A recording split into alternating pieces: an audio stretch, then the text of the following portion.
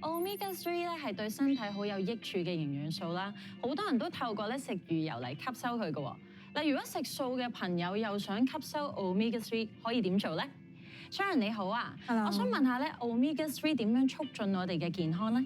Omega 3咧，其實佢係必需脂肪酸嚟嘅，佢對於我哋嘅大腦啦、心肺功能嘅健康啦、免疫力啦、消炎作用同埋神經系統都係需要㗎。咁如果缺乏嘅話，又會有啲咩問題呢？如果我哋缺乏 Omega 3嘅話咧，我哋頭髮會稀疏啲啦，跟住皮膚、眼睛都會比較乾燥嘅。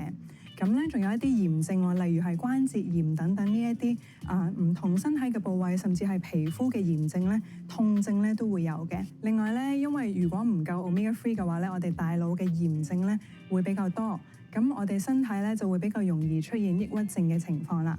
係咪仲有其他 Omega 嘅咧？佢哋有啲咩作用㗎？係啊，仲有嘅，咁有 Omega 6啦，Omega 6咧，其實佢係提供能量為主嘅。咁因為我哋本身食物裏邊咧都有充足嘅 Omega 6噶啦，例如我哋煮嘢食咧炒菜會用到嘅植物油啦，咁所以咧基本上大家都係缺乏 Omega 3就唔會缺乏 Omega 6嘅。如果 Omega 6同3嘅比例咧喺攝取嗰度啦，係6太高嘅話啦，或者係3太低，呢個比例係唔平衡嘅話咧，身體就會出現更多嘅炎症嘅。仲有咧就係 Omega 9啦。咁 Omega 9咧，佢唔係身體必需嘅脂肪酸嚟㗎，因為我哋自己身體都可以製造嘅。咁通常咧，我哋食嗰啲橄欖油啊，係啦，或者一啲牛油果油啊，食牛油果啊，咁都會吸收到㗎啦。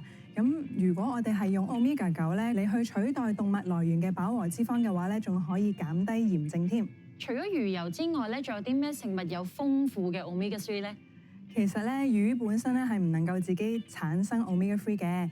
咁魚咧都係食海洋入邊嘅海藻類咧，先至會有 Omega 3㗎。原來係咁啊！咁如果素食者又可以點選擇啊？咁我哋咧就可以揀返食亞麻籽油啦、亞麻籽粉啦、合桃啦、合桃油啦、奇亞籽啦、藻類啦，頭先講嗰啲海藻啦，仲有咧就係大豆製品，包括毛豆嘅。咁以上呢啲食物咧，點樣食先至最吸收到啲 Omega 3咧？係啦，咁用亞麻籽油咧就最好用嚟做涼拌菜嘅時候涼拌啦，即係熱咗嘅嘢食咧，最後淋上面再撈勻啦。又或者咧，我哋用亞麻籽粉嘅時候咧，就一定要亞麻籽打碎咗成粉先至吸收到嗰個 Omega 3嘅喎。咁最後咧就係如果揀合桃嚟食啦，就可以揀生嘅合桃，就好過焗過噶啦，又或者係炒熟咗嗰啲噶啦。咁 Omega 3咧會吸收得更加好。唔該晒 Sharon。